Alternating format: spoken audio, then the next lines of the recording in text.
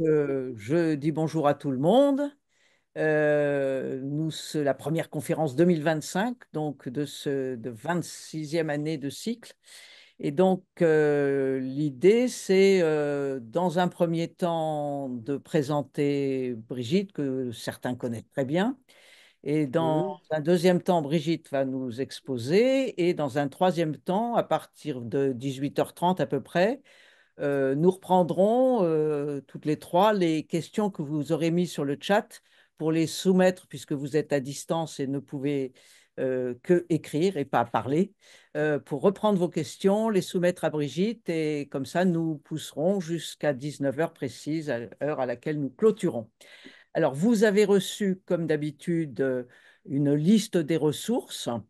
Cette liste des ressources a été bien sûr faite par Brigitte. Vous recevrez tous les inscrits ainsi que enfin tous les inscrits, ceux qui participent et ceux qui sont inscrits ne peuvent pas participer. Tout le monde recevra aussi le PowerPoint que Brigitte fait, mais qu'elle ne nous présente pas parce que c'est mieux de l'entendre parler, mais elle a préparé un PowerPoint qui vous sera transmis. Et puis la conférence est comme d'habitude enregistrée. Vous la recevrez et après, de toute façon, elle est sur le YouTube de l'ICP. Voilà. Donc, d'abord, bonne année, hein, bonne année à tous. Et puis, en gros, l'idée, c'est que, comme d'habitude, vous commencez à poser vos questions vers 18h15. Je vous relancerai sur le chat pour que vous y pensiez, de façon à ce que nous ayons le temps d'un peu regarder vos questions pour les soumettre à Brigitte au moment où Brigitte clôturera son exposé. Voilà, j'espère que j'ai rien oublié. Si j'ai oublié une chose très importante, qui est d'accueillir les 60 doctorants qui sont dans une salle de l'ICP. Et puis, on est un certain nombre, enfin, il y a beaucoup, beaucoup d'inscrits. En général, vous arrivez vers cette heure-ci, un petit peu plus tard. Donc, bienvenue à tous ceux qui nous rejoignent. Donc, Véronique a la lourde charge de présenter Brigitte. Et puis Ah, que Brigitte aura été présentée, Brigitte prendra la parole et nous l'écouterons sur le sujet du jour, donc sur libérer le désir d'apprendre avec la fameuse génération Z, dont nous ne sommes pas. alors, donc, bonsoir à chacune et à chacun. Donc, c'est avec une grande joie que je vais présenter donc Brigitte Pro. En ce qui me concerne, je suis là, entre autres, la responsable pédagogie de la licence sciences de l'éducation, donc à la faculté d'éducation et de formation. Et donc, je travaille depuis un certain nombre d'années avec Brigitte et donc j'ai cette grande joie de pouvoir travailler avec elle. Alors donc notre conférencière de ce soir, Brigitte Pro, a un parcours très riche et ce plus particulièrement en pédagogie, en didactique et également en psychologie. Elle a été tout d'abord professeure de lettres au collège Saint-Charles à Athis-Mons et elle s'est formée en partie en psychopédagogie au Québec et en Norvège. Depuis une trentaine d'années, elle intervient donc à l'Institut catholique de Paris et plus particulièrement à désormais la faculté d'éducation et de formation, puisqu'avant ça s'appelait l'ISP faculté d'éducation. Et donc elle intervient depuis de nombreuses années en tant que formatrice, chargée de cours en licence et en master. Elle est également directrice de mémoire en master et responsable d'études et des stages en licence sciences de l'éducation. Elle a également participé à de nombreux groupes de recherche concernant, par exemple, l'évaluation, les rapports parents-enseignants et également, plus récemment, l'IA, c'est-à-dire l'intelligence artificielle. D'autre part, en tant que psychopédagogue, enseignante et formatrice, elle a conçu la méthode du bilan itinéraire d'orientation qui s'adresse aux élèves, mais également aux étudiants. Elle collabore entre autres régulièrement à la revue Psychologie, dans une rubrique également du monde.fr et également dans la Croix. Bon, j'ai cité, disons, les médias les plus importants, mais elle fait également des émissions de radio. Vous l'avez certainement déjà entendu sur différentes radios. Donc, elle est assez connue également en dehors du monde facultaire. Son dernier ouvrage donc, s'intitule La génération Z, Libérer le désir d'apprendre, qui est paru chez Odile Jacob. Donc Anne-Marie Lilienthal est en train de vous le montrer, et fait suite à deux autres parus précédemment, qui étaient Profession motivatrice et dont le sous-titre est très Réveiller le désir d'apprendre. Donc, vous voyez, il y a une continuité avec l'ouvrage d'aujourd'hui, donc le dernier ouvrage qui est Libérer le désir d'apprendre. Donc, ce premier ouvrage était paru chez Noésis. Et puis, elle avait fait paraître également un autre ouvrage chez Albin Michel qui était Je ne suis pas motivée, je ne fais pas exprès. Brigitte Pro va donc vous proposer ce soir d'éclairer la question du désir d'apprendre pour cette génération qu'on appelle Z, après la génération Y, et donc qui est parfois trop souvent plongée dans le numérique et l'instantané, mais je vous laisse découvrir. Je voulais juste rajouter que ce livre devrait paraître en poche l'année Ah prochaine, oui, cette année. Voilà. d'accord. À toi, Brigitte. À toi, Brigitte. Merci Véronique, merci Anne-Marie. Bonjour à toutes et à tous. Effectivement, je me propose aujourd'hui, en ce début d'année, de partager avec vous ce travail autour de la génération Z. Les trois ouvrages que vient de présenter Véronique, en fait, sont des étapes dans mon parcours, c'est-à-dire que les élèves, effectivement, liés au premier ouvrage, en quelque sorte, n'étaient pas tout à fait les mêmes que ceux liés au deuxième et aussi au troisième. J'ai pu donc accompagner en fait une sorte de fracture ou en tout cas de transformation avec cet ouvrage par rapport au verbe libérer. Pour cette génération Z, effectivement, j'ai pu voir pas mal de freins dans le contexte dans lequel ils étaient éduqués, le contexte dans lequel ils sont nés, avec cette société qui, effectivement, a fait un bond non seulement dans le 21e siècle symboliquement, mais également en abordant l'ère de l'Anthropocène, c'est-à-dire le moment où c'est bien l'humain qui effectivement pose son empreinte sur la planète, sur la Terre, et de son empreinte va dépendre la survie de l'humain, car la planète peut exister sans nous. Du coup, il y a quelque chose qui me semble vraiment porteur d'enjeux là pour cette génération à laquelle on demande souvent de réparer la planète alors que nous sommes tous évidemment co-acteurs hein, de cette réparation. Donc, à partir de là, je propose aujourd'hui trois axes. En fait, je vais proposer une approche spiralaire avec l'axe de la génération Z, c'est-à-dire qui est-elle? Pourquoi l'appelle-t-on Z? Ça paraît enfermant aussi, cette lettre-là. Et ses atouts, ses points d'appui, ses aspirations, ses besoins en termes d'apprentissage.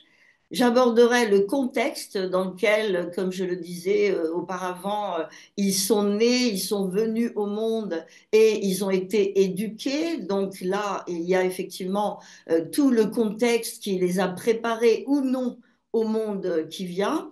Et puis, il y a là un troisième axe que je propose, notre attitude avec les ressources que nous avons aujourd'hui par rapport à leurs apprentissages. Donc, d'abord, la génération Z. Qui est cette génération? A priori, la lettre, d'où vient-elle? Alors, c'est après la génération Y et ça vient du marketing et non pas du domaine éducatif ou pédagogique, puisque ce qui caractérise notre champ éducatif, pédagogique, c'est bien que nous n'enfermons pas les élèves ni les étudiants dans des cases. Or, je ne peux pas regarder un étudiant, une étudiante en disant voilà un Z. À un moment donné, je vais être moi-même prise au piège de mon regard.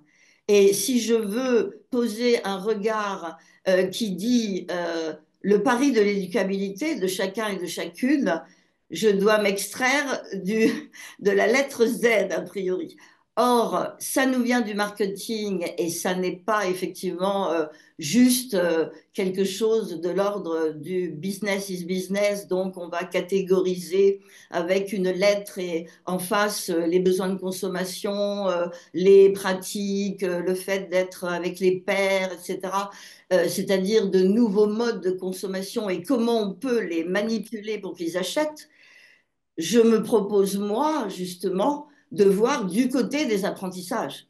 Car quelqu'un qui n'apprendrait pas aujourd'hui et qui serait aliéné en quelque sorte à la Silicon Valley, c'est-à-dire concrètement non seulement une extension de lui-même, mais sa vie tout entière dans le smartphone, eh bien, comme nous tous, ce serait effectivement là un piège et il est important de voir comment, dans les apprentissages, ils peuvent équilibrer leurs deux vies, en fait. Hein.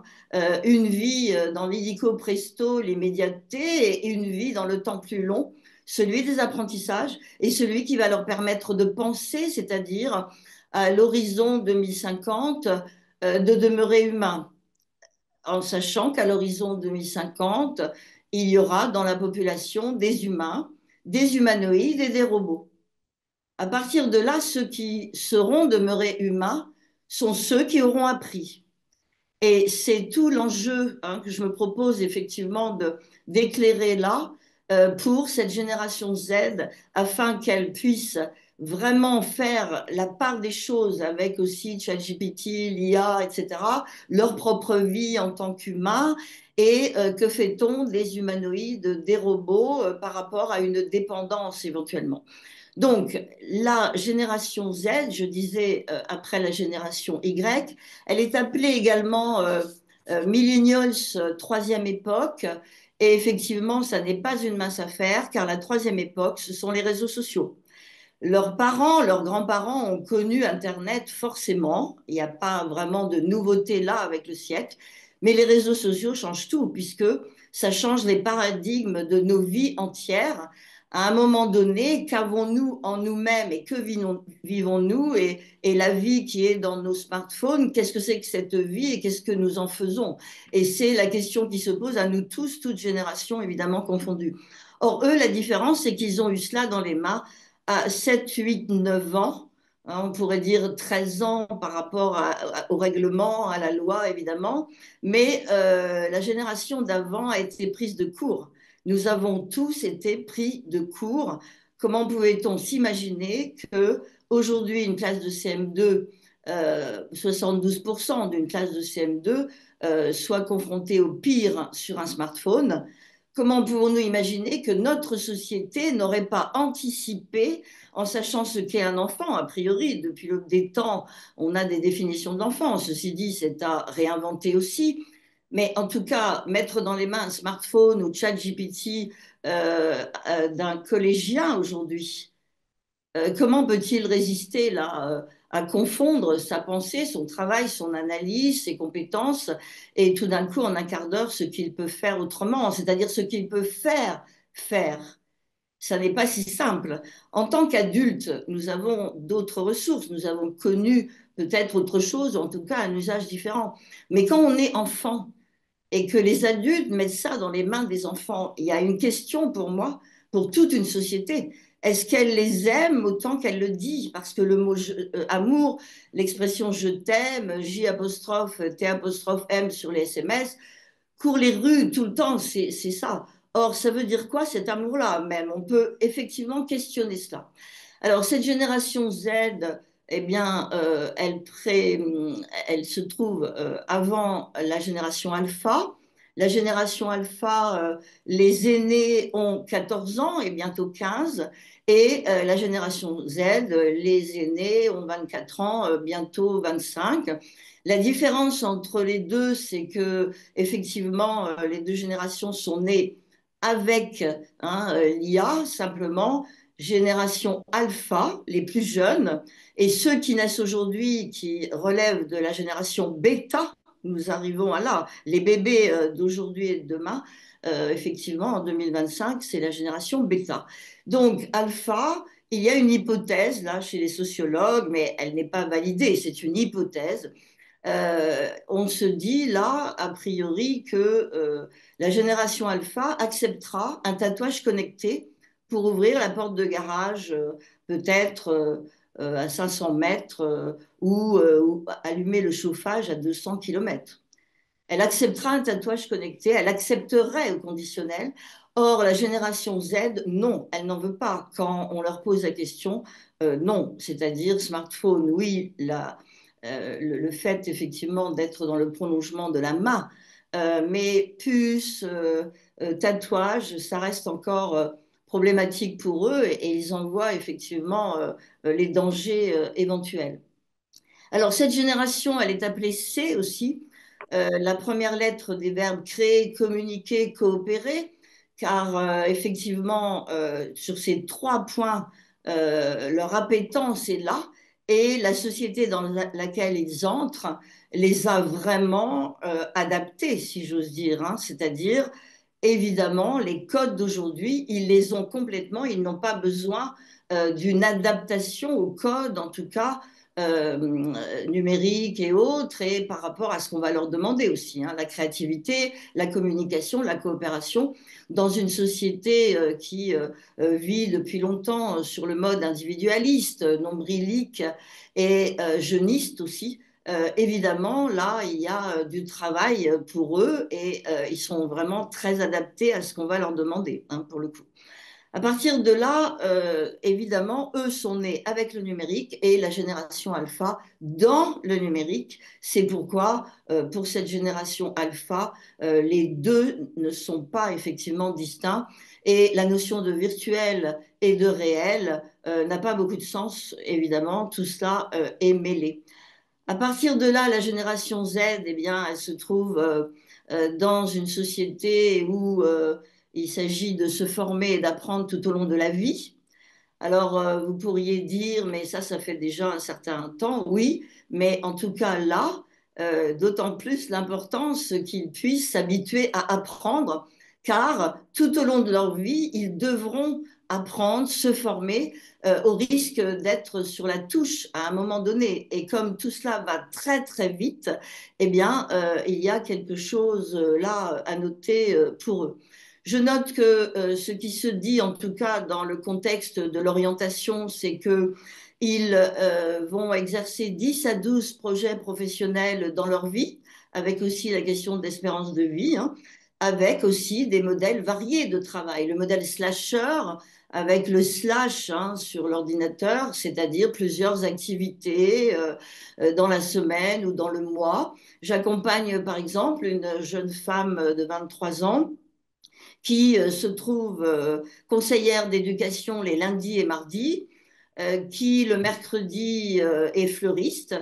Et jeudi et vendredi, elle est maître yoga ou yogi, hein, c'est-à-dire elle donne des cours de yoga. Et quand je lui pose la question, mais qu'est-ce qui est commun à ces trois projets, car vous y trouvez un lien, elle me l'avait dit, et elle me répond, mais c'est le beau, madame, puisque moi je suis accrochée au beau et tout ce qui est artistique. Et chez les adolescents, en tant que CPE, je cherche la pépite le lundi et le mardi. Évidemment, les fleurs, c'est beau. On n'a jamais vu une phrase comme cette fleur est laide, hein, évidemment, a priori.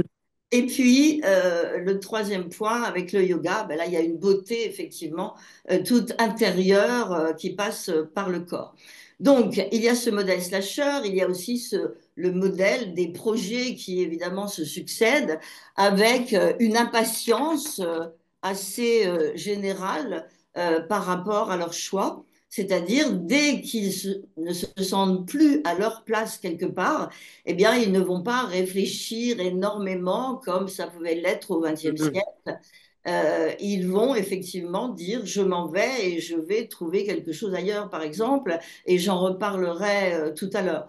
Du coup, ils attendent beaucoup de ce qu'on peut leur apporter ici ou là, en fonction de leur représentation du réel, de ce qu'ils peuvent attendre, hein, d'une école, d'une entreprise.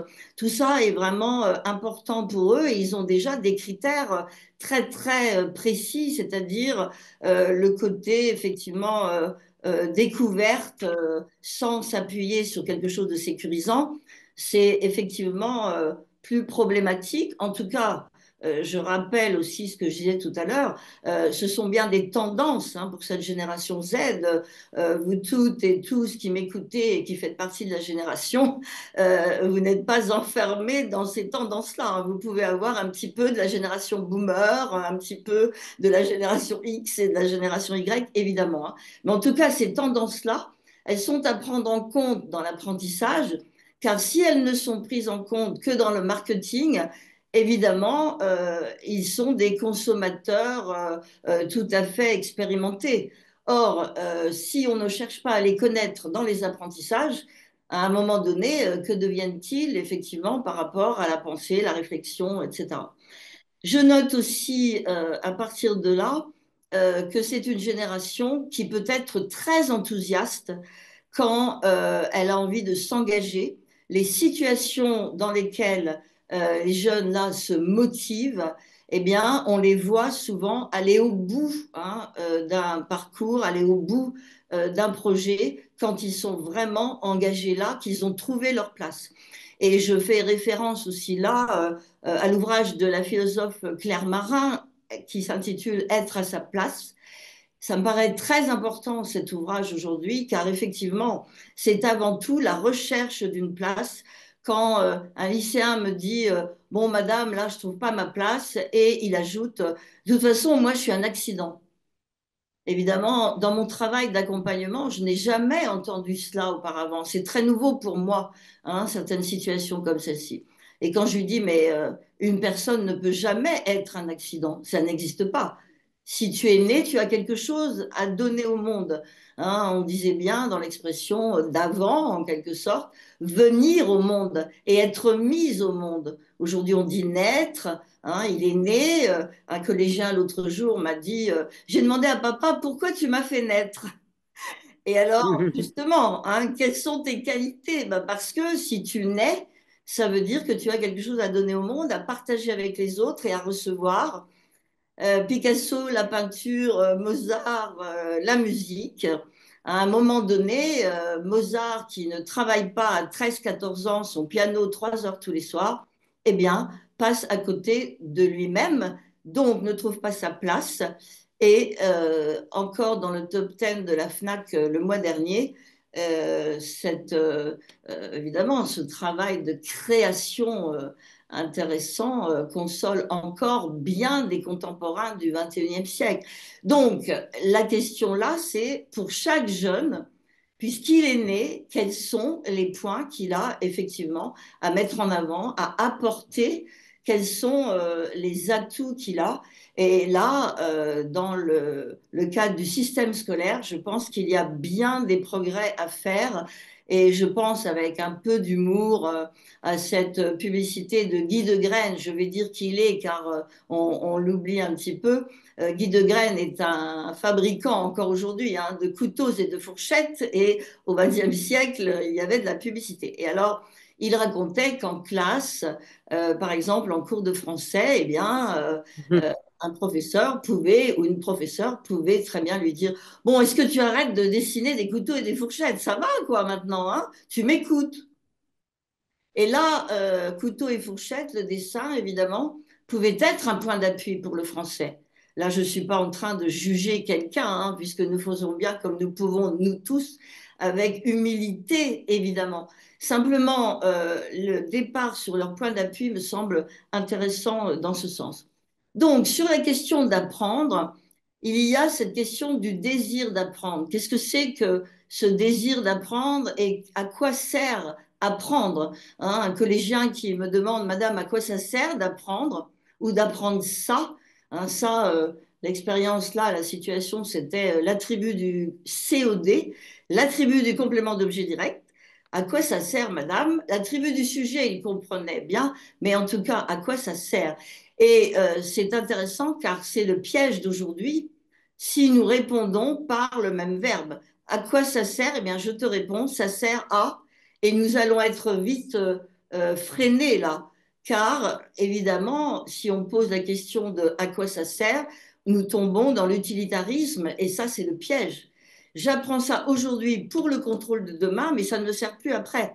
Et Vladimir Jankélévitch, le philosophe, lorsqu'il a été reçu par Bernard Pivot, apostrophe au XXe siècle. Bernard Pivot lui Oui. pose voilà, la question suivante. À quoi ça sert la philosophie, Vladimir Jankélévitch? Et il répond, bah, à rien, si vous voulez dire que ça servirait comme une fourchette ou un couteau. Et c'est vrai que ce sont ces mots-là, et là je parlais de Guy de Graine. Vous voyez, il y a un lien qui se fait là à mon insu. En tout cas, il y a là une question, évidemment, a priori ça sert à rien en termes d'utilitarisme dans le quart d'heure. Simplement, c'est bien aux élèves, aux étudiants de faire confiance à leurs enseignants. Si on apprend ça, pourquoi ça a été pensé ou bien c'est juste, c'est dans le programme et on s'arrête là. Eh bien non, évidemment, aujourd'hui, ils ont besoin d'une explication sur le sens bien plus aiguisée que ce que nous avions besoin, évidemment, de transmettre auparavant, en tout cas. Et là, ça me paraît vraiment enthousiasmant, cela, en tant qu'enseignante et accompagnatrice. C'est-à-dire que ils ont besoin d'informations beaucoup plus que l'information que nous donnerions a priori, et ça peut aller jusqu'à des réflexions effectivement philosophiques. Les ateliers philo aujourd'hui ne désemplissent pas. Dans un lycée professionnel dont je connais le chef d'établissement a mis en place des ateliers philo pour des jeunes qui sont en bac pro, parce que les deux délégués ont dit, mais nous, pourquoi on n'a pas le droit à la philo? On ne passera pas un bac normal. Et c'est le mot qu'il avait employé. Vous voyez, il y a beaucoup de choses aussi à faire là, hein. Qu'est-ce que c'est que ce mot normal, hein? Et donc, à partir de là, eh bien, il a ouvert un atelier philo. Et certains soirs, c'est à 17 heures après les cours. Or, il y a quelqu'un là aux ateliers. Les jeunes ne courent pas très vite pour leur bus, leur vélo et autres. C'est-à-dire, il y a vraiment une soif, en tout cas, un besoin là. Donc, apprendre, ça sert à quoi? Ben, évidemment, c'est beaucoup plus fort que cela. La sociologue Hélène Trocmé-Fabre, qui a publié il y a longtemps, effectivement, Né pour apprendre, le résume, hein, on n'a pas besoin de faire 1000 commentaires.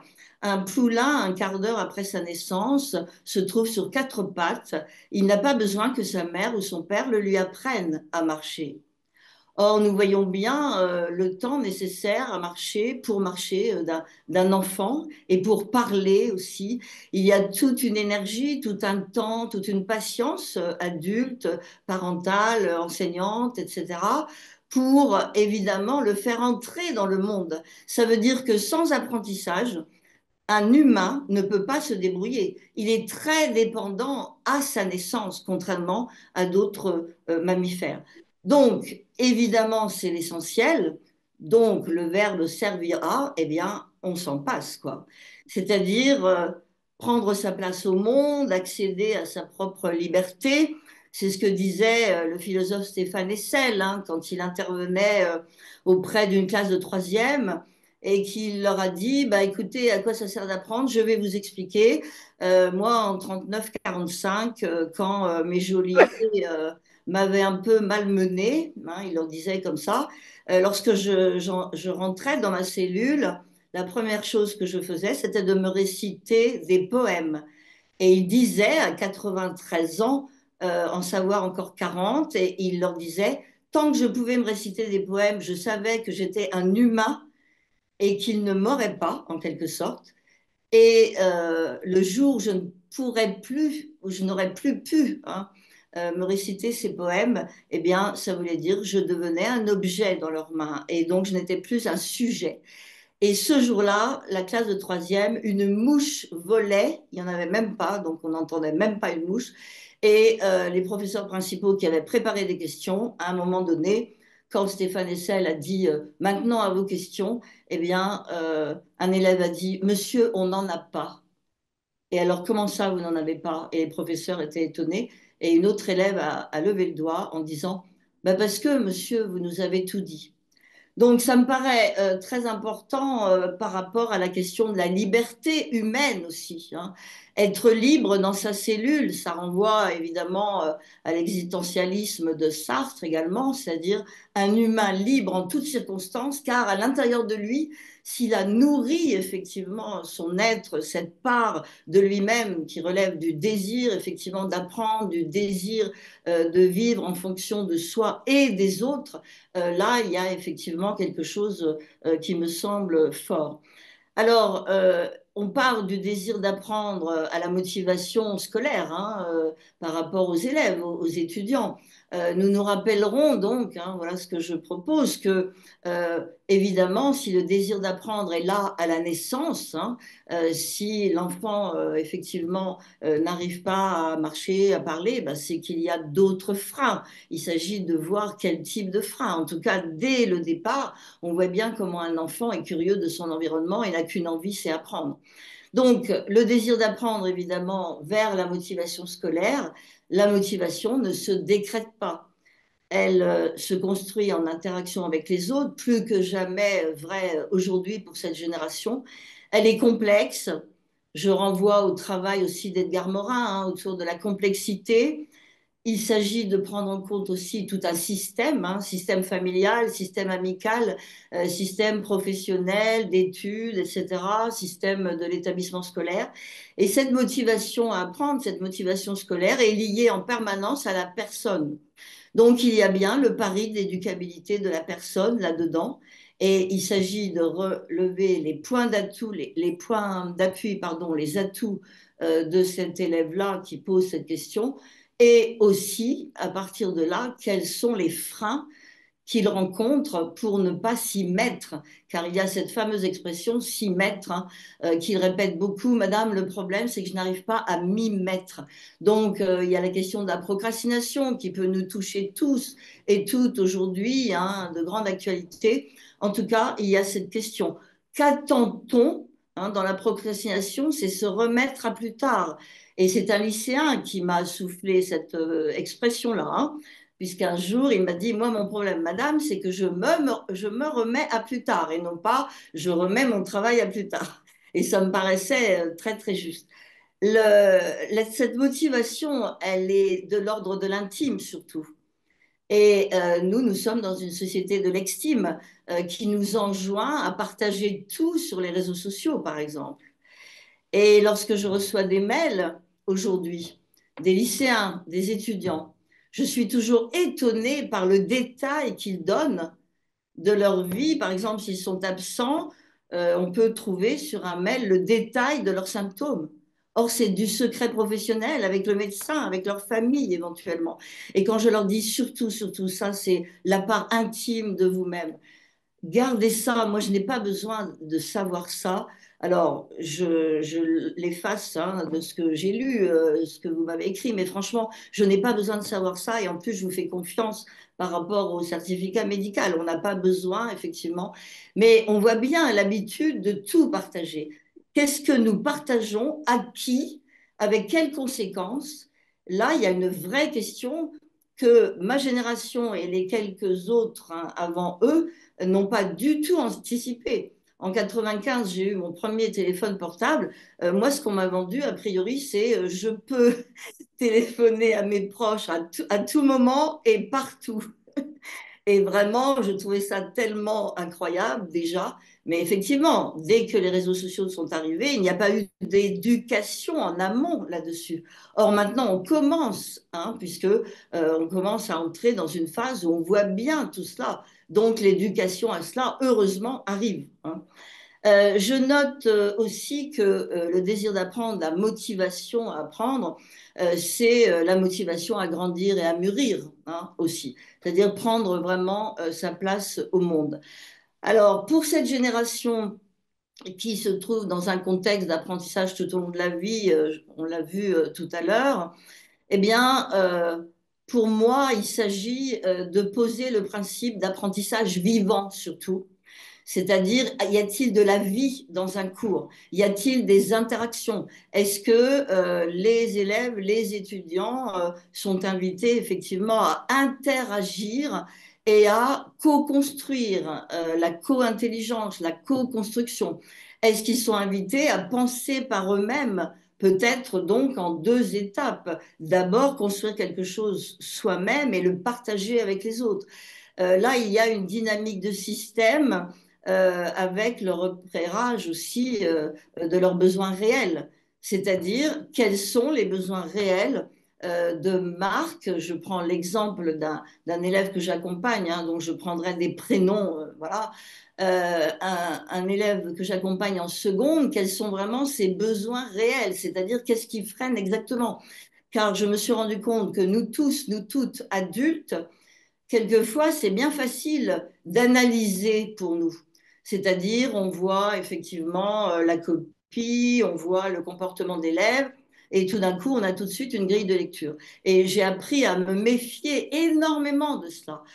Je prends un exemple qui relève aujourd'hui de la génération alpha, mais bon, qui n'est pas hors sujet de toute façon, hein, puisque la génération Z, il y a eu des collégiens qui sont passés en sixième, évidemment. Donc, un élève de sixième qui me dit, oh madame, nous, on n'arrive pas à se motiver dans la classe à cause de la prof principale. Alors, la prof principale, quel est le problème avec la prof principale? Enfin, je ne lui ai pas posé cette question de cette façon, évidemment. Bah, quoi? De quoi tu veux parler là? Et donc, il dit, bah, vous savez, l'autre jour, elle nous a dit, vous êtes la pire classe de toute ma carrière. Alors je lui dis, ah ben oui, ça, ces mots-là, c'est vrai, elle devait être un peu fatiguée parce que ces mots-là, c'est difficile, hein, c'est sûr. Mais bon, il s'agit bien de faire la différence entre ta professeure et ce jour-là. Bon, il s'agit que peut-être vous lui en parliez, elle pourra comprendre. Enfin, là, c'est une humaine, hein, voilà. Et donc, il dit, ah non, non, madame, c'est pas du tout ces mots-là, hein. Donc moi, je tablais sur le fait que c'était la pire classe, hein, de toute ma carrière. Or, il dit, c'est pas du tout ça, madame. Nous, madame, on ne sait pas ce que ça veut dire le mot carrière, mais ça avait l'air d'être grave. Donc, à partir de là, ils avaient peur, en fait, hein. Alors, le mot carrière a vieilli en même temps. Ceci dit, on peut faire carrière aussi, mais et ce sont des leçons d'humilité, hein, dans ces accompagnements. Nous pensons tout d'un coup, nous accrochons à quelque chose, et au fond, nos grilles de lecture, eh bien, elles peuvent être non pas désuètes parce que nous sommes toujours en train de nous former, mais en tout cas par rapport à une personne, hein, la personne de l'élève. Là, effectivement, c'est une question tout à fait importante là. Je note pour cette génération le contexte de société mutante, hein, dans laquelle ils ont été éduqués, dans laquelle ils ont grandi. La phrase que j'ai le plus entendue sur les 4 dernières années, c'est Madame, ils ne se rendent pas compte. Donc, ils ne se rendent pas compte de quoi et qui est il. Donc, il, c'est nous, adultes, que ce soit parents, enseignants, conseillers d'éducation, éducateurs, enfin, tous les professionnels, la famille, etc. Ils ne se rendent pas compte de quoi, eh bien, ils disent à quel point ils sont encombrés, en fait.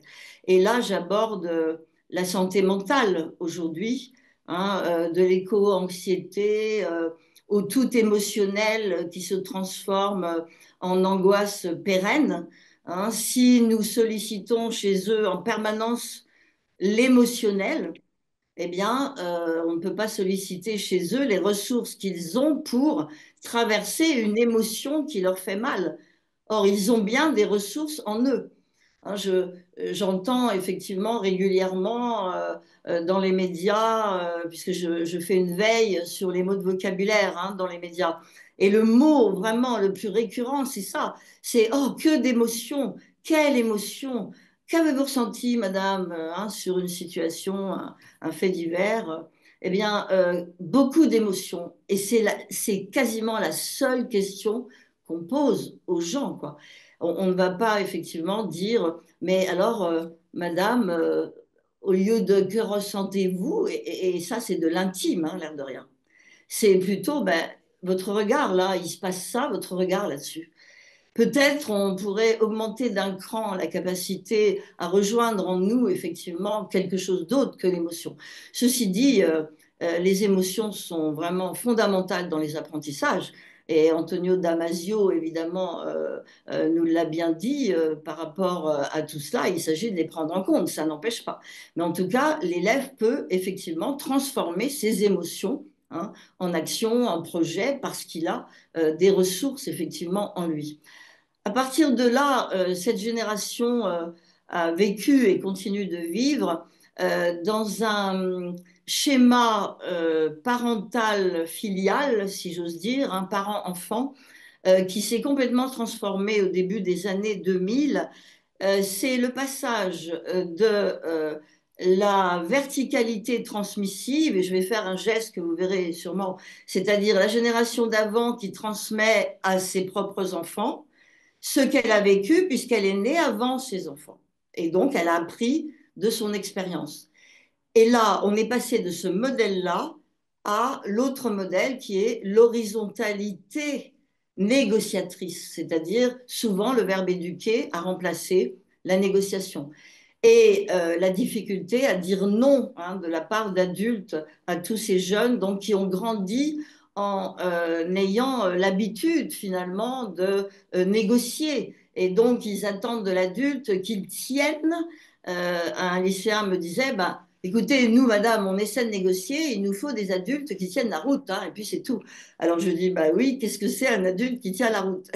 Et il dit, bah, ceux qui disent oui, quand ils disent oui, c'est oui, et quand ils disent non, c'est non, madame. Donc, ça relève de ce dont Philippe Mérieux parle abondamment dans un article particulièrement dans La Croix il y a 3 mois.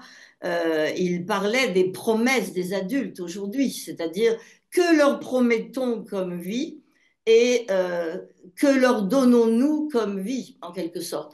Beaucoup d'élèves et d'étudiants que j'accompagne se sentent très seuls, par exemple. Ils ont été très seuls très tôt. Ils ont vécu aussi les divisions familiales, les fractures. J'avais accompagné un enfant en CM2 qui fait aujourd'hui partie de la génération Z et qui est vraiment maintenant effectivement jeune adulte.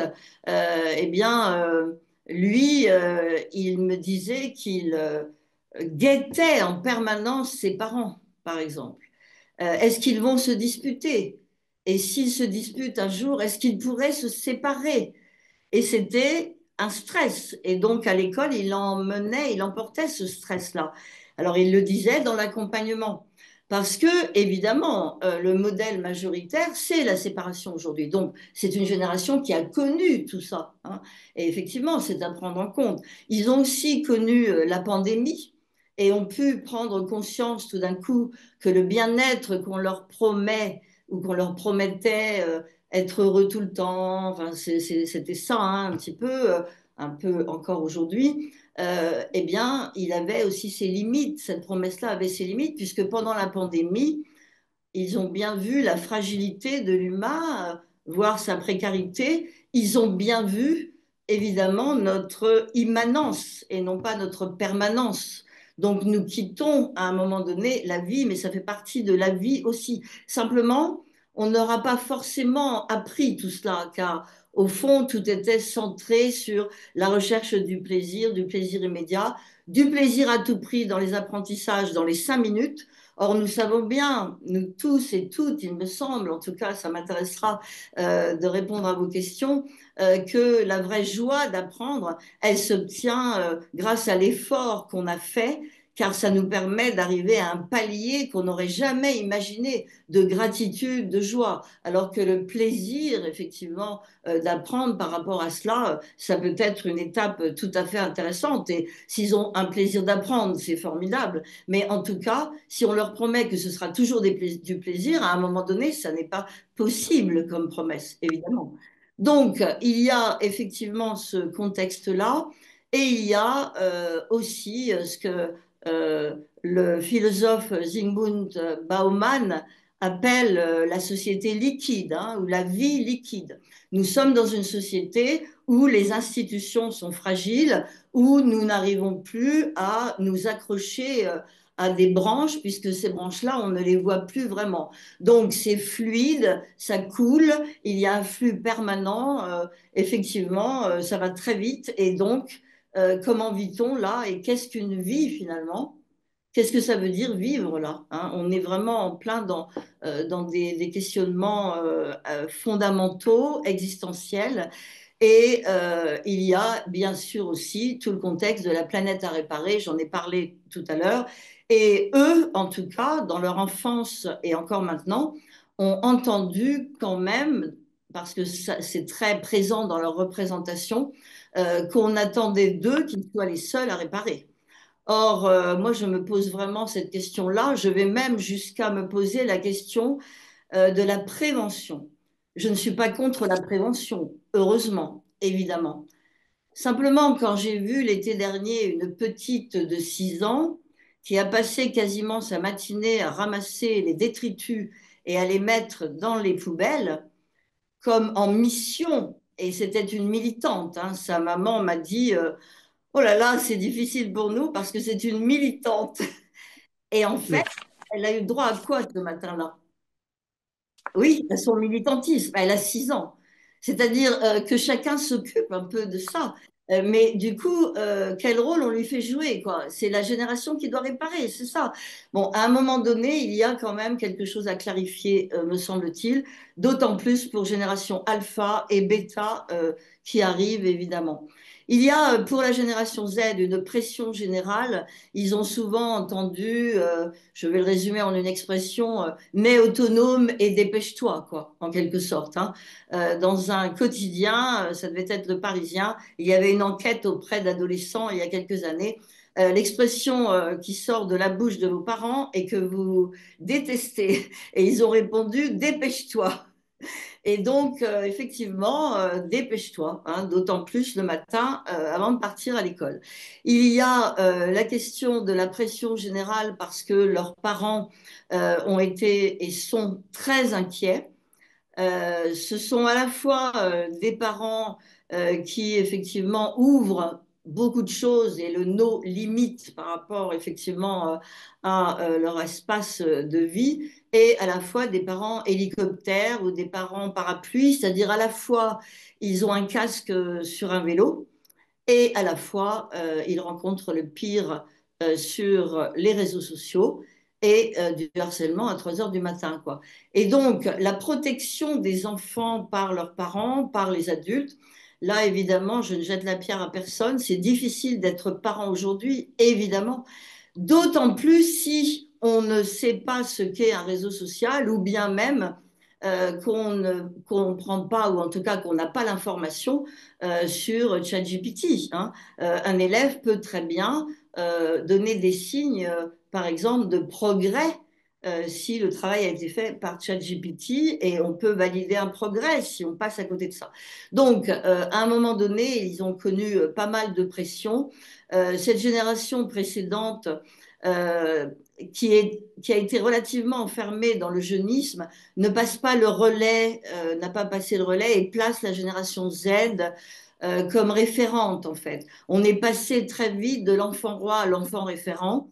Or, nous savons très bien qu'un enfant roi n'est pas heureux, un enfant référent n'est pas heureux. Enfant référent, c'est celui qui a le code du monde d'aujourd'hui. Des parents en sont persuadés, hein, dans ce qu'ils disent parfois.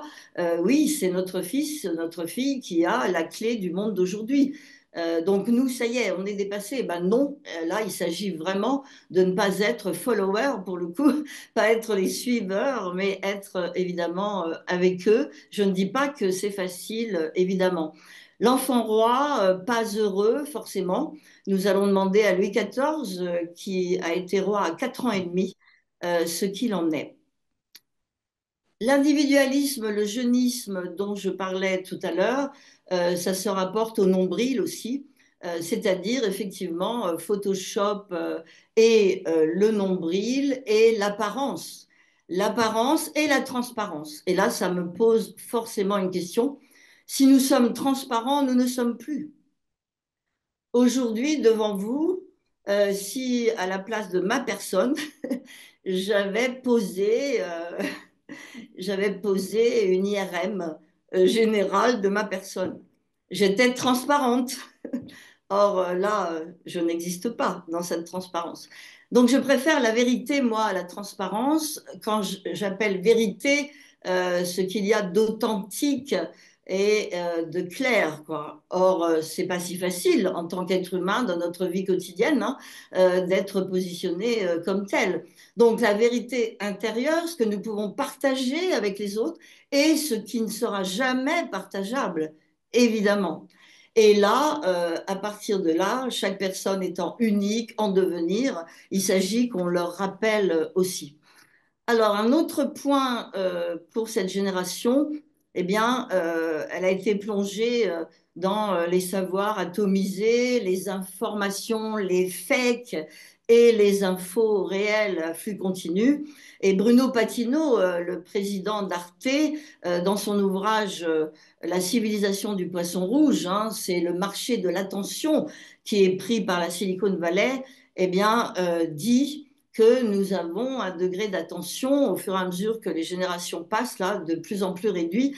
Et il parle bien du degré d'attention d'un poisson rouge qui est de 8 minutes pour effectivement faire le tour de son bocal, puisqu'il n'a pas de mémoire autre.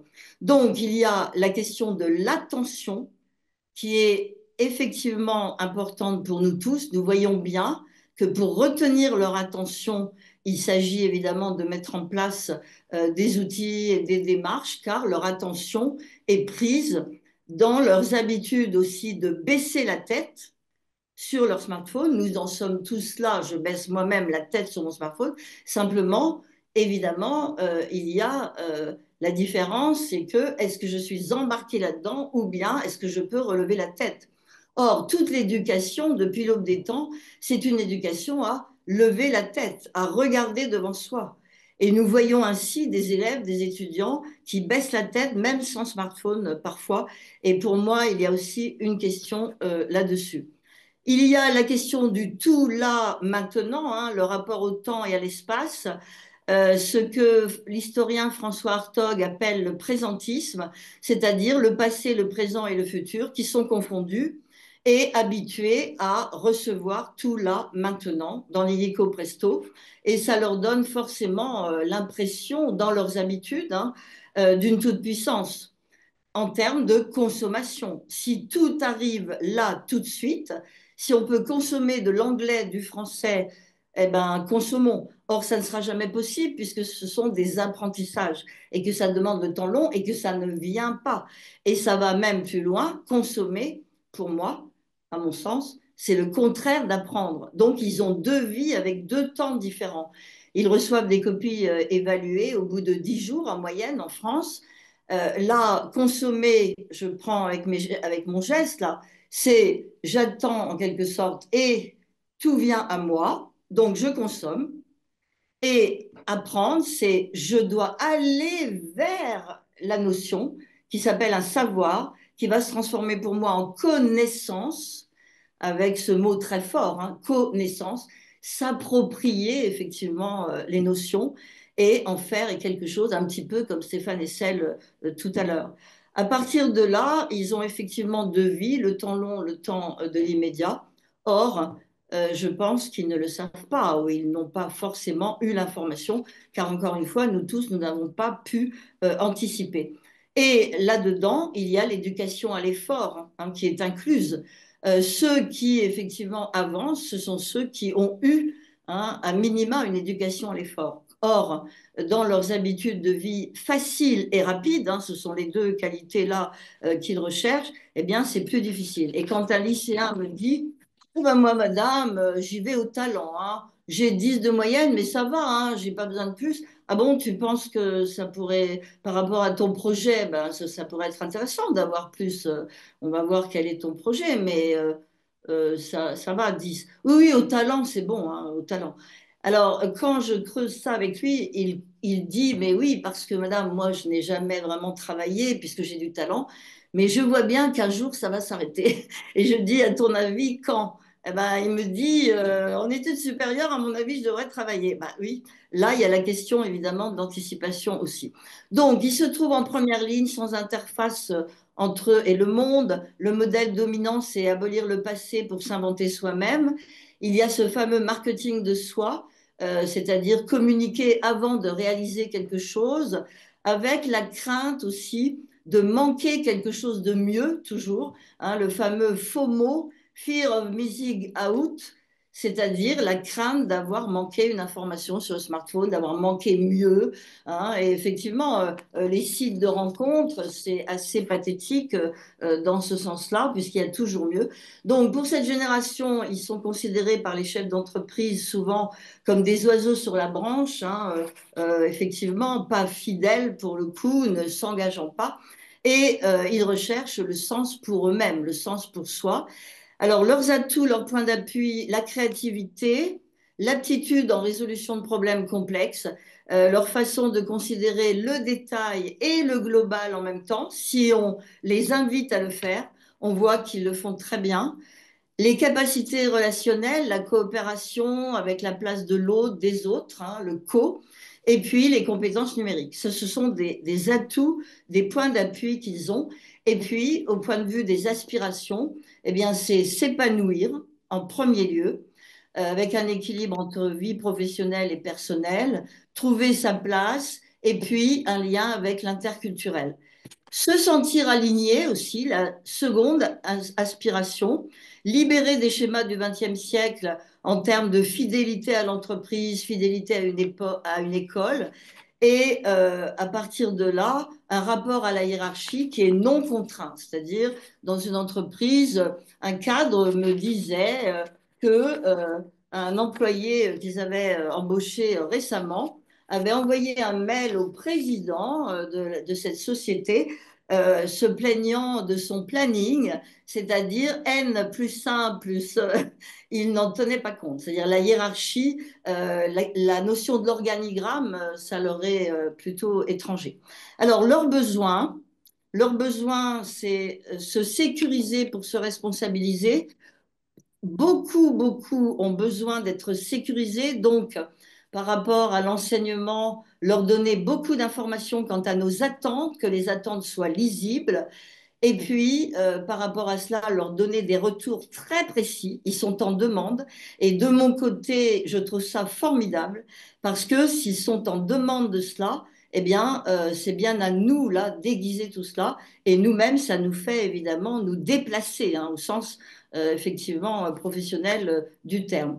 Être accompagné dans leur parcours singulier, à partir de là, évidemment, c'est le fait qu'ils puissent rejoindre le réel, hein, qu'ils ne soient pas masqués par des habitudes, et puis qu'ils apprennent à raisonner complexe aussi, hein, et apprendre, vivre avec les autres. Je noterai les compétences psychosociales, hein, le fait d'être vraiment en lien avec les autres et mettre de côté la notion d'autodidacte ou de self-made man.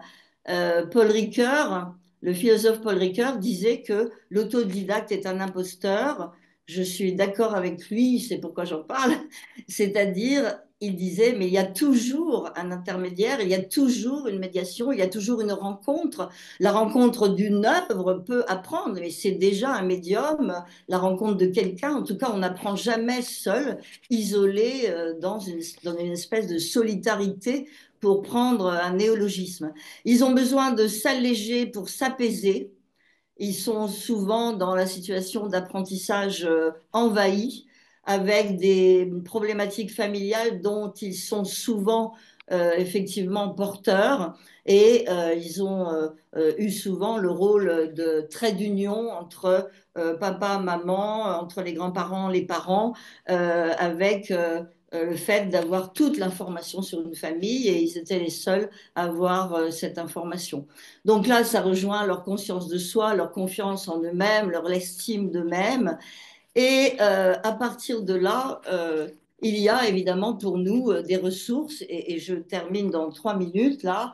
Euh, pour nous, la plasticité du cerveau, bah, ça nous aide, hein, les neurosciences nous ont appris ça. Disons que les neurosciences ont confirmé le fait, quand nous disons que chacun est éducable, ça veut dire que nous croyons quand même depuis des décennies aux capacités des jeunes. En revanche, ça confirme, ça valide. Les émotions dans les apprentissages, les intelligences multiples, les ressources numériques, et puis la dynamique de l'orientation. L'orientation doit, pour moi aujourd'hui, effectivement revêtir une dynamique nouvelle, non pas on cherche un projet au dernier moment, mais là, comprendre effectivement qu'il s'agit de construire cela. Donc, je termine pour moi. Là, c'est le besoin pour eux de dire je, hein, et la question effectivement des 50-50. Nous avons notre place dans nos 50%, eux-mêmes ont leur place dans leurs 50%, faisons chacun à notre place. Et de quoi ont-ils besoin là de notre part effectivement, pour moi, c'est vraiment d'une autorité qui émancipe, qui est toujours reliée à la bienveillance, pas d'autorité sans bienveillance, et évidemment une relation humanisante et vivante, je reprends le mot de tout à l'heure, et pour résumer, eh bien, dans notre positionnement, ce serait ni impuissance ni toute puissance, et ni paillasson ni hérisson.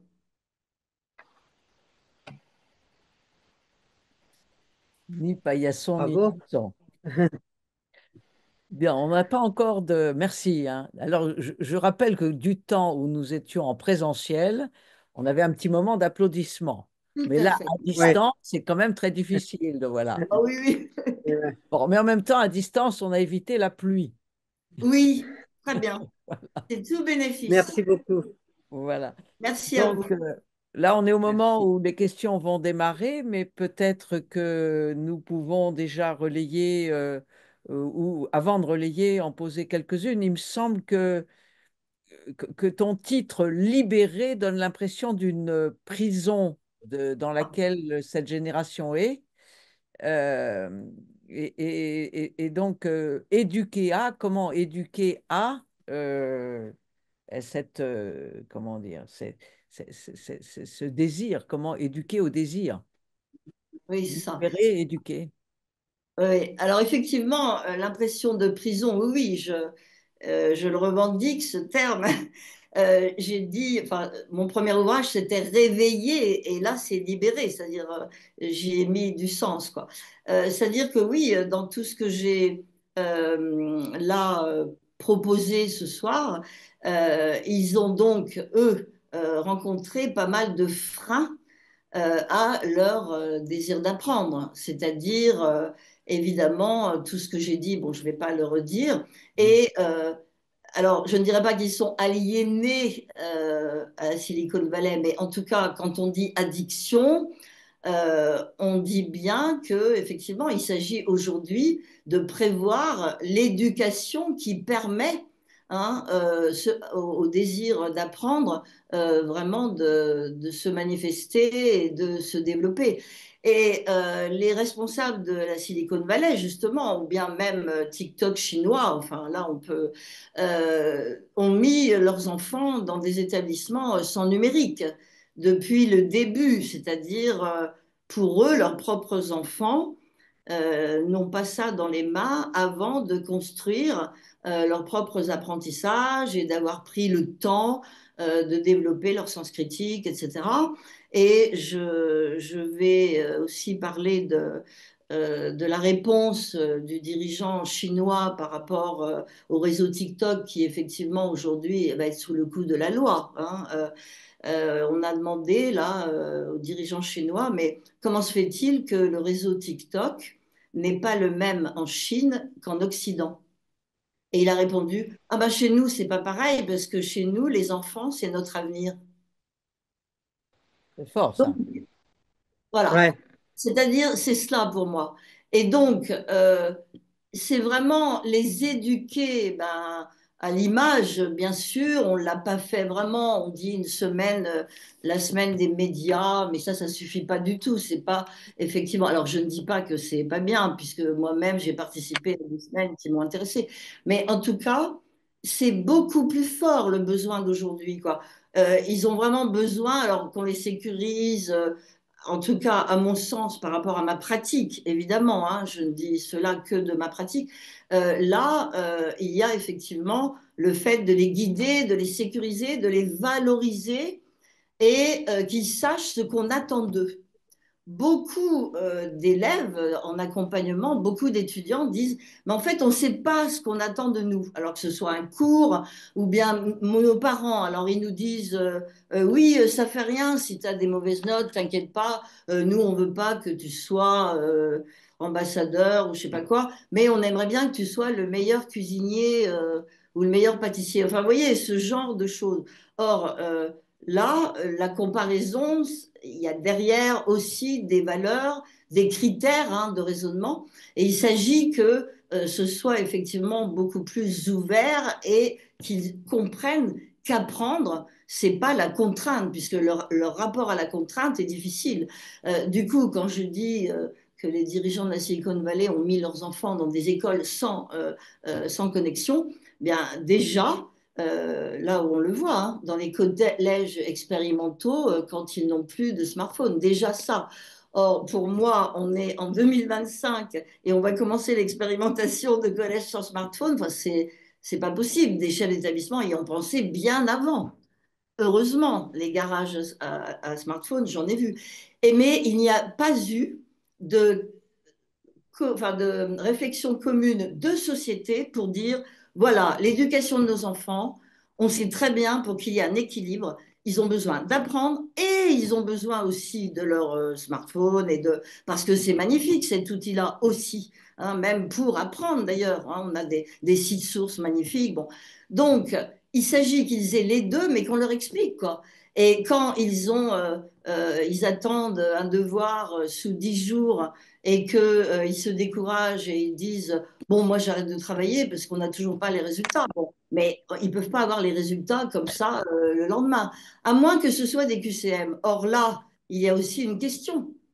Quand on se plaint qu'ils ont du mal à rédiger, à réfléchir, à analyser, hein, à critiquer, à argumenter, bon, alors que c'est pas la majeure partie d'entre eux qui ont du mal, hein. Simplement, il y a quand même tout un contexte où on repère ses freins, ses besoins. Eh bien, si toutes les évaluations sont sous forme de QCM, alors qu'attendons-nous là? Ben, on attend Hmm. toujours plus de la même chose. Ils ont juste à cocher des petits carrés, mais ils valent mieux que ça en fait. Ils valent mieux que ça. Donc il y a quelque chose qui vraiment est de l'ordre de la peur de l'adulte, de leur donner quelque chose dont ils pensent qu'ils ne peuvent pas le faire. Or pour moi, ils ont énormément de ressources et c'est magnifique de voir cette génération qui va effectivement aller de l'avant dans cette société pour maintenir hein, aussi notre société. Car encore une fois, en 2050, y aura-t-il toujours des enfants insouciants? Déjà, des enfants insouciants, moi, j'en rencontre plus beaucoup, à vrai dire. Mais sans être caricatural, en 2050, y aura-t-il toujours des enfants avec de l'insouciance? Et avec les étudiants, là, en sciences de l'éducation, au début de l'année, je pose cette question-là. C'est-à-dire, je dis, voilà, futur professionnel de l'école, c'est formidable par rapport à votre motivation, là. Ça a tellement de sens. Vous arrivez dans un siècle où on se pose la question, dans 25 ans, donc un quart de siècle, en 2050, il faut qu'il y ait toujours des enfants insouciants. Et eux ont effectivement hein, ce bagage-là, ils peuvent effectivement euh, leur donner cela, quoi. C'est-à-dire qu'il y ait toujours des enfants et que les adultes se puissent effectivement s'approprier une éducation avec des critères qui ont été pensés sur l'ensemble d'une société. Or, aujourd'hui, il y a des modèles diversifiés, variés. En fait, c'est ma valeur, celle du voisin, c'est pas forcément les mêmes. Et je pense, alors c'est normal aussi, mais en tout cas, nous avons perdu le bien commun, quoi. Hein, l'ouvrage de Pierre Rosanvallon, intitulé Refaire société aux éditions du Seuil, dit bien cela. Refaire société car nous ne formons plus société. Donc, comment refaire société grâce à une éducation adaptée à cela? Voilà ce que je dirais là, à cette étape. Alors là, les questions commencent à arriver. On Oui, remercie les de doctorants. doctorants, oui. Tu veux que je les pose, Et puis, tu prends la Marie? première, je prends la suivante. Vas-y. Voilà, d'accord. Alors, donc, la première question, donc déjà un grand merci pour cette présentation. Et donc, question du doctorant, ce qui est surprenant dans votre approche, c'est qu'il dénote d'un certain aveu d'impuissance de l'action éducative. On a l'impression que les dés sont jetés et que ces jeunes auront un comportement déterministe à l'horizon 2050. Donc, On donne... merci. Oui. Merci d'abord de cette question, parce que ça permet de dire l'inverse, hein, ou alors, Oui, effectivement, ça veut dire que peut-être, je n'ai pas été assez précise là, puisque pour moi, hein, dans ce que j'ai proposé, c'est bien repérer les freins qui ont été les leurs, bien repérer le contexte dans lequel ils se trouvent. Donc, ça n'est pas si facile pour eux, en fait, c'est ça. Et donc, comme ils ont à traverser tout cela, ils ont besoin plus que jamais d'apprendre, évidemment. Et au contraire, c'est l'inverse, c'est-à-dire, quand j'ai dit ni impuissance ni toute puissance, c'est cela. C'est-à-dire, si nous nous sentons impuissants, nous ne pourrons pas les accompagner. Si nous disons c'est fichu, etc. Et si nous nous sentons dans la toute-puissance, nous leur imposons les valeurs du XXe siècle, ou en tout cas, pas forcément du XXe siècle, mais des valeurs qui ne sont pas effectivement actualisées. Donc, merci vraiment de cette question, parce que si vous avez cette impression, vraiment pour moi, au contraire, je ne serais pas là ce soir. C'est-à-dire, je choisis d'être là. Ça veut dire que par rapport à mon engagement professionnel, je suis plus que jamais engagée dans cet accompagnement puisqu'il y a des enjeux formidables. L'enjeu de la formation à l'IA, ben, c'est formidable parce que effectivement, c'est important de se former tout le temps et à tout âge. Ça nous permet de renouveler aussi une créativité. Tout cela est effectivement l'inverse. Pour moi, ce n'est pas possible que ce soit effectivement déterminé. En revanche, la question de 2050 se pose, oui, car là, nous pouvons anticiper. Et je trouve que nous avons un champ bien plus grand qu'au début des années 2000, là où nous ne pouvions pas vraiment anticiper, car nous avons été pris de court. Donc, merci beaucoup de cette question.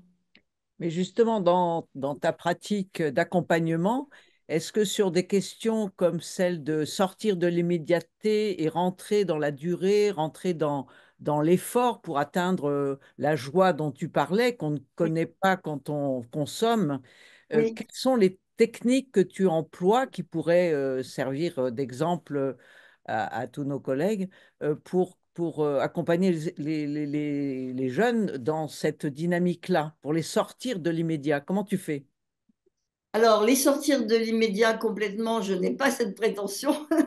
En revanche, c'est vraiment leur permettre, en tout cas les aider à investir les apprentissages, qu'il y ait un équilibre entre leurs habitudes d'immédiat et le temps long, la durée.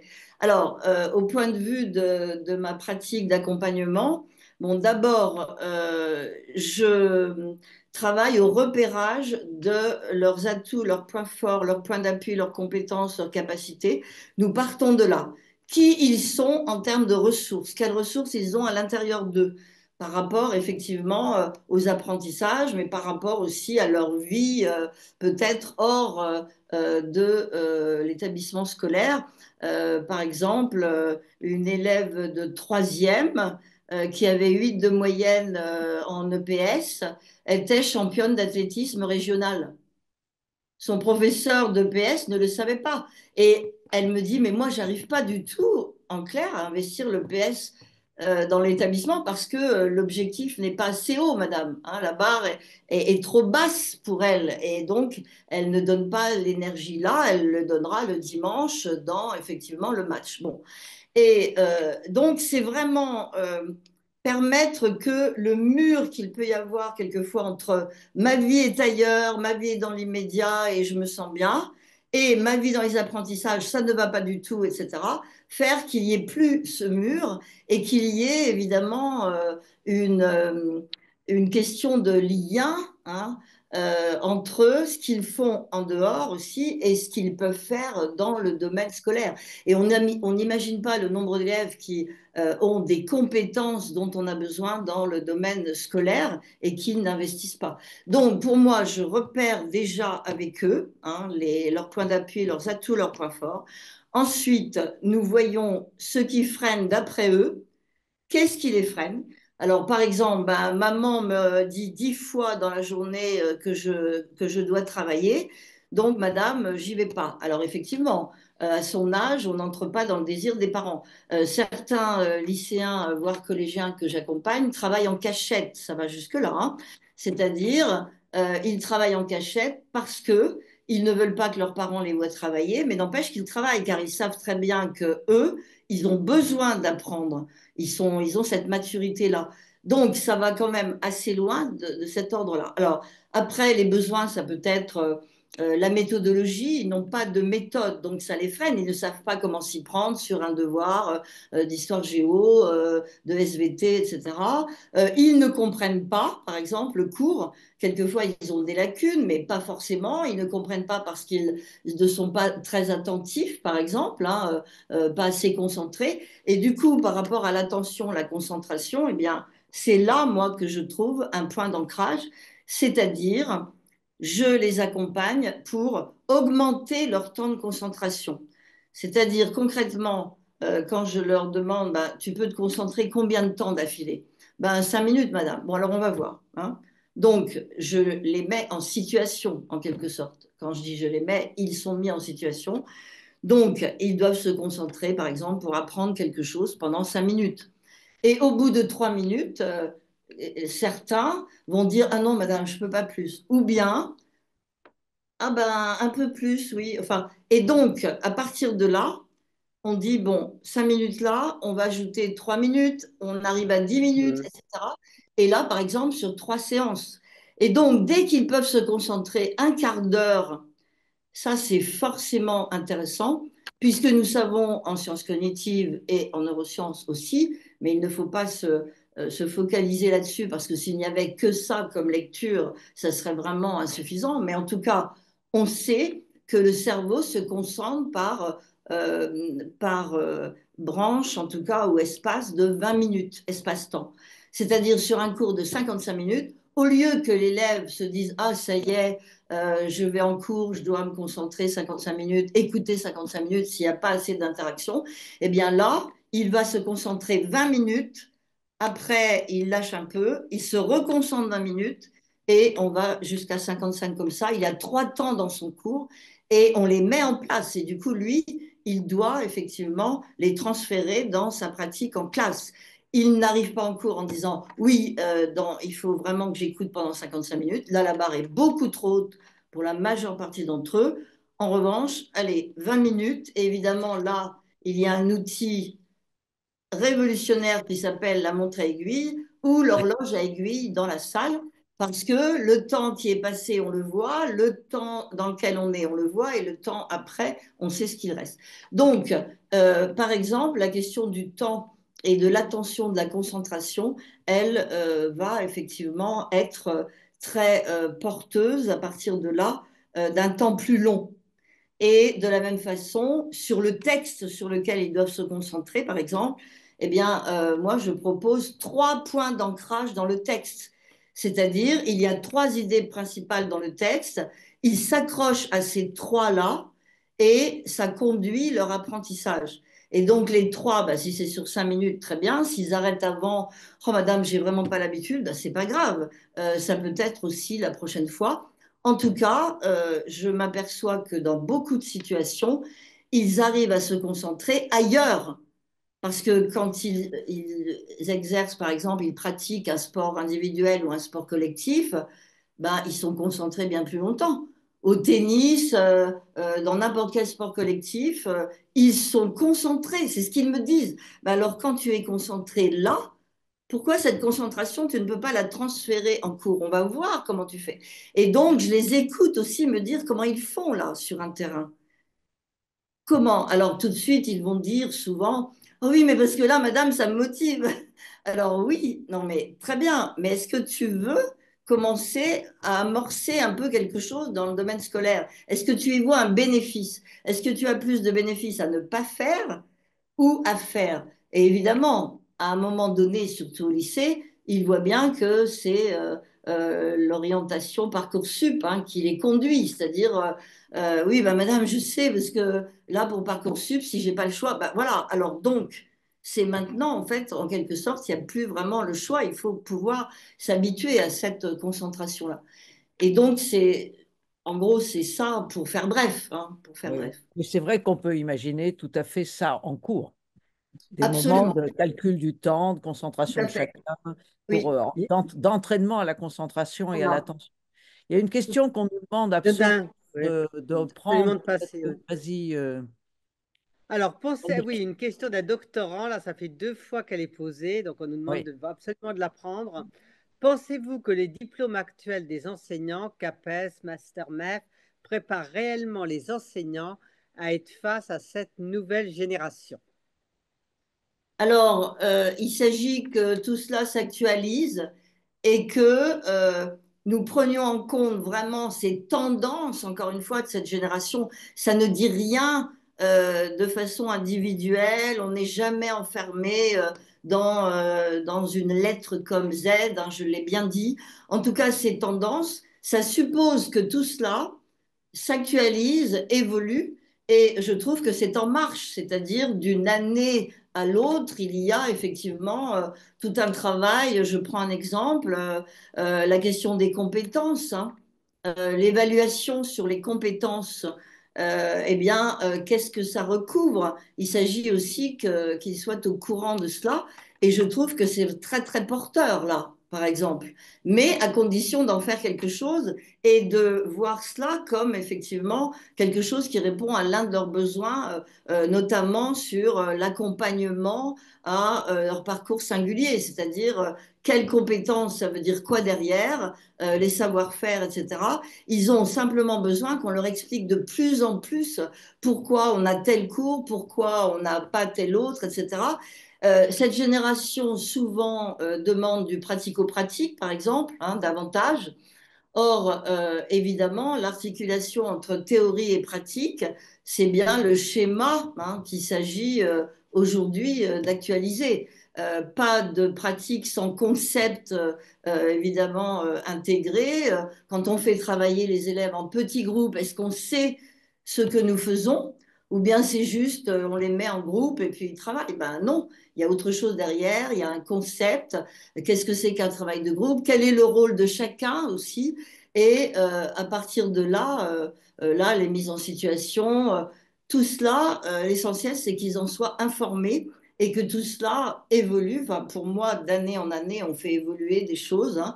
Et après, dans quelques années, il y aura sans doute un schéma différent qui pourrait s'installer parce que tout ça va très vite. Mais en tout cas, l'essentiel, c'est que dans ce contexte actuel, dans cette formation actuelle, il y ait effectivement tous les ingrédients qui prennent en compte leurs besoins et qui prennent en compte qui ils sont, par exemple. Et par exemple, le modèle magistral en classe de cinquième, c'est suicidaire. Enfin, oui, c'est-à-dire qu'à un moment donné, il s'agit de savoir ce qu'on veut, quoi. Alors, je dis bien de façon générale dans la société. Je ne suis pas en train de dire, ah, les enseignants qui travaillent uniquement, évidemment, parcours magistral. C'est pas ça du tout. Simplement, nous avons de plus en plus besoin, par exemple, de travailler en véritable équipe. C'est-à-dire que les promesses qu'on leur fait, ce soit portées par une équipe et qu'ils voient la cohérence entre les différentes pratiques, que ce soit dans un établissement scolaire, au niveau de l'enseignement supérieur aussi. Ça demande effectivement une adaptation, tout comme eux, on leur demande de s'adapter beaucoup dans la société dans laquelle ils sont entrés, quoi. Il y avait une question, c'est justement qui disait que tu étais psychopédagogue et donc au croisement des disciplines Oui, et c'est quelle ça. proposition pour armer les enseignants à cette connaissance pour s'adapter aux nouvelles générations. En fait, tu viens de dire, il faut d'un côté les rassurer, d'un autre côté être très explicite, le fameux enseignement explicite, et puis, bon, pour finir, accompagner, écouter les besoins, enfin, C'est ça. c'est être, enfin, moins prendre pour acquis les choses et plus aller Oui, au devant de comment ils font et qu'est-ce qu'ils ont besoin de pour faire, quoi. Et être c'est ça. concret aussi, être concret. Oui, c'est ça. Et les accompagner par rapport aussi au co, le fameux collectif qui les rassure aussi.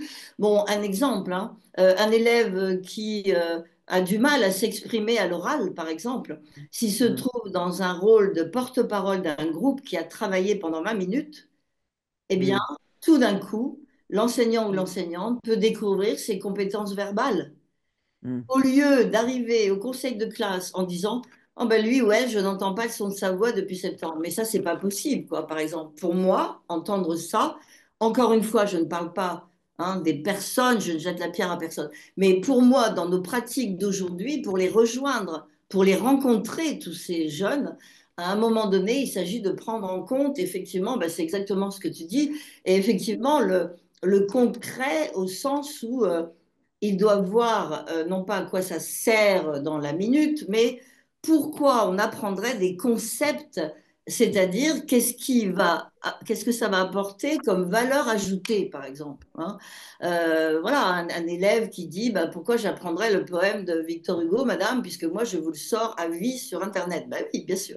Simplement, il y a 1500 sites sur lesquels il y a le poème de Victor Hugo avec des erreurs d'orthographe, des vers qui manquent et des rimes qui n'en sont pas. Bon, donc si l'enseignant s'approprie cela et si c'est lui qui donne les sources, par exemple lors d'un exposé, là c'est passionnant dans nos pratiques. Lors d'un exposé, aujourd'hui, ça nécessite un accompagnement, que l'élève nous montre son plan, sinon pas d'accompagnement, il arrive le jour du cours, il doit faire son exposé. On a le plan Wikipédia, c'est très facile, et il lit son papier. Or, il a acquis quoi comme compétence dans la préparation de l'exposé? Rien du tout. Or, ils ont un grand oral en terminale. Et là, ils sont concentrés. Donc, leur capacité d'attention et de concentration, moi, je vois que sur les exposés et sur la préparation de leur dossier pour les oraux, eh bien, ils arrivent à travailler longtemps. Bon, certains, effectivement, disent oh ben, c'est difficile et d'autres disent oh ben, de toute façon, madame, moi, vraiment, en une semaine, j'aurais tout vu parce que je procrastine. Mais moi, vous savez, pour la montée d'adrénaline, vraiment, il faut que je révise tout en une semaine, même apprendre. Et pour certains, effectivement, c'est tout à fait ça. Ils ont de très, très bons résultats. Simplement, la question, c'est qu'est-ce qu'il reste après? Mais en tout cas, c'est ça. Concret, c'est-à-dire qu'est-ce que ça va apporter? Et il y a la question au centre de cela aussi des notes, c'est-à-dire les notes sur 20, les ABC, etc. Qu'est-ce que ça recouvre? La phobie des notes ou le côté obsessionnel sur les notes. S'ils n'ont pas l'information très concrète, 8 sur 20, où sont les 8 points sur la copie, qu'ont-ils bien su faire, et les 12 qui manquent en quelque sorte pour avoir 20, eh bien, qu'est-ce qu'il faut travailler pour la prochaine fois? Bon, là, ils sont dans une dynamique et évidemment, ça change tout. Alors, les Belges, eux, il y a quelques années ou quelques décennies, avaient posé le principe des petits nuages et des petits soleils au premier degré dans le primaire pour ne plus avoir ABC ou les notes, même si c'était des notes sur 10. Bon. Et en fait, les parents disaient qu'ils traduisaient deux petits soleils et deux petits nuages égale 10 et trois soleils et un nuage égale 15. Enfin, bon. Donc, mm, c'est aussi quelque chose qui peut nous enfermer, cette histoire-là. Simplement, oui, derrière une note sèche, il y oui. a des compétences, des capacités, mais à faire apparaître sur effectivement un devoir. Et puis il y a des endroits où les nuages et la pluie, ça serait positif. C'est juste, Ça, c'est effectivement. vraiment Ça, une vision belge des choses. alors voilà. Mais oui, parce que c'est la question de la représentation. Et là, merci Anne-Marie, parce que ça rejoint les représentations des uns et des autres et la façon, évidemment, de raisonner. Un exemple, un élève de sixième qui ne savait pas comment tirer un trait. Bon, il avait une feuille et je montre là, il ne savait pas tirer un trait de ce côté à ce côté. Et donc, il disait, mais pourtant, en CM2, moi, j'y arrivais. Et donc, je l'ai accompagné pour le faire. Il m'a dit, Madame, dites-moi comment faire. Ben non, tu vas trouver tout seul, tu vas voir. Eh bien, il a fallu un peu de temps. N'empêche que il devait comprendre, et il a besoin d'un temps, il a eu besoin d'un temps pour ça, mais c'est vraiment, pour le coup, appris là. Il devait apprendre à déplacer son double décimètre pour continuer le trait. Le double décimètre arrivé là, hein. Eh bien, il a eu besoin de temps. Bon, en tant qu'adulte, là, quand je raconte cela, on peut très bien dire non, mais franchement, ou alors il n'avait pas une règle plus longue, enfin des choses comme ça.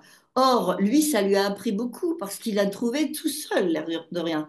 C'est-à-dire comment tu raisonnes. Et leur raisonnement, quand on l'écoute, c'est vraiment, c'est un enchantement. C'est-à-dire on découvre énormément de façons d'apprendre Ouais, aussi. ouais, ouais, ouais, ouais.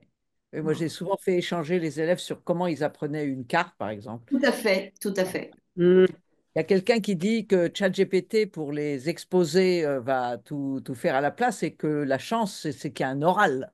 Et qu'à l'oral, il faut avoir digéré, être capable d'expliquer, etc. Donc, pour finir, ChatGPT revalorise l'oral. Oui, oui, oui. Alors ça, c'est tout à Hmm. fait juste, hein. Ouais, Merci ouais. de cette réflexion. L'oral, le positionnement, le fait effectivement de s'être approprié tout ça. Pour Mm. beaucoup d'élèves, ça va être un progrès conséquent et quelquefois, ça va ancrer leur envie d'apprendre justement. Car en allant sur ChatGPT, ils ont appris, ils se sont appropriés et l'oral leur prouve qu'ils savaient et qu'ils ont pu effectivement faire preuve de cette compétence. Alors, je suis au grand regret de vous dire que sur mon Ouais, oui. ordinateur, il est 19 heures. Et donc, Impressionnant, non? donc on va remercier Brigitte et puis tout le monde de l'attention. Et puis on va garantir à tout le monde que c'est enregistré. Donc ceux qui n'ont pas pu recevront. Ceux qui voudront réécouter, etc., auront aussi le PowerPoint que tu feras. Vous avez aussi ta liste des ressources où t'as cité beaucoup d'auteurs dans ton Oui, exposé. Je pense qu'on retrouve tout ça dans ta liste de ressources. tout à fait. Et effectivement, là, les gens sont en train d'écrire merci et ils souhaitent réécouter l'enregistrement. C'est te dire, hein. Bien. Alors, je vous remercie toutes et tous que je ne vois pas, hein, mais en tout cas que je rencontre d'une façon différente et effectivement, c'est très intéressant. Je vous remercie de la qualité de votre attention, alors, et bonne continuation pour tous vos projets en 2025. Voilà, donc c'est très Un inspirant, grand c'est très merci. passionnant, beaucoup d'informations à mûrir et des lectures à faire. Voilà, nous allons conclure sur cette Merci phrase à d'Hélène. tous. Voilà. Merci Brigitte. Merci à tous. Merci. Je, je coupe à la fois suivante. À la fois suivante.